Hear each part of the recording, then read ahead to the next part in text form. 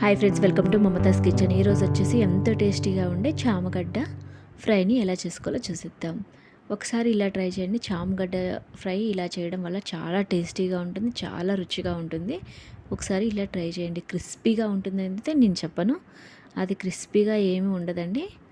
పప్పు చారులలోకి కానీ రసంలోకి కానీ బెస్ట్ కాంబినేషన్ అని చెప్పొచ్చు. చాలా టేస్టీగా ఉంటుంది. ఒకసారి ఇలా ట్రై చేయండి. ఎప్పుడు పులుసులే కాకుండా ఒకసారి ఇలా ఫ్రై చేసుకొని చాలా బాగుంటుంది. ముందుగా చామగడ్డలు పావు కేజీ కానీ అర కేజీ కానీ తీసుకొని మీ ఇంట్లో జనాభాని బట్టి తీసుకొని కుక్ చేసుకోండి. ముందర బాగా వాష్ చేసుకొని ఒక గిన్నెలో వాటర్ పోసుకొని కుక్ చేసుకోండి. లేదంటే కుక్కర్లో అయినా ఒక విజిల్ వచ్చే వరకు కుక్ చేసుకోండి.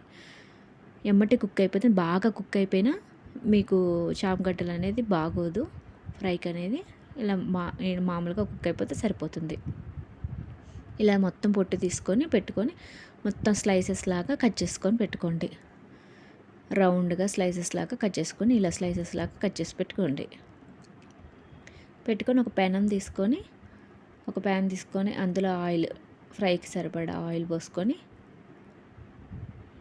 ఆయిల్ హీట్ ఎక్కాక జీలకర్ర, నిలువుగా కట్ చేసి పెట్టుకోండి పచ్చిమిర్చిని 4 to 5 పచ్చిమిర్చిని, ఒక ఆనియన్ కట్ చేసి పెట్టుకున్న ఆనియన్ని అందులో యాడ్ చేసుకొని కాసేపు ఫ్రై చేసుకోండి. మొత్తం కలిపేసి ఒకసారి ఒక 2 minutes అలా వదిలేయండి. అందులోనే కొద్దిగా 1/2 tablespoon పసుపు యాడ్ చేసుకోండి.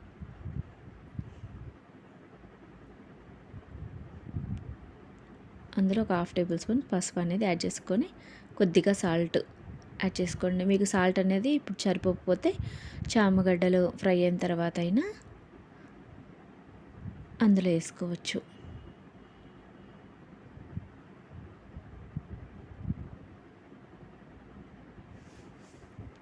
ఒకసారి మిక్స్ చేసుకొని బాగా ఫ్రై చేసుకోండి. మొత్తం కుక్ అయిన తర్వాత ఒక 2 రెమ్మల కరివేపాకుని యాడ్ చేసుకొని ఫ్రై చేసుకోండి.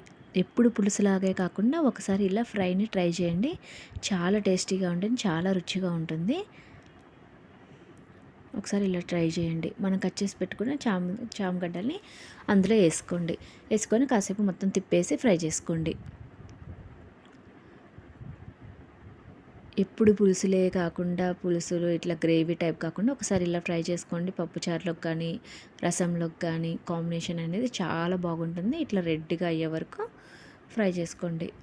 ఇలా రెడ్గా కావాలి. మొత్తం బాగా అయినాక మీకు కారానికి, మీకు టేస్ట్కి మీరు ఎంత కారం తింటారో అంత కారాన్ని అనేది యాడ్ చేసుకొని ఒకసారి మొత్తం కలుపుకోండి.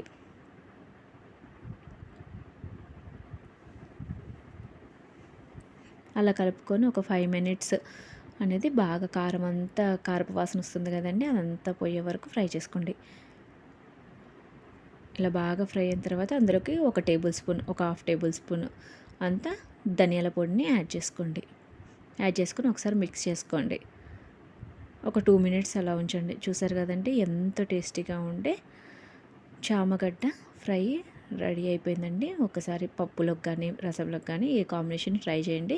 మీకు నచ్చితే కనుక నా ఛానల్ని సబ్స్క్రైబ్ చేసుకోండి, లైక్ చేయండి, షేర్ చేయండి.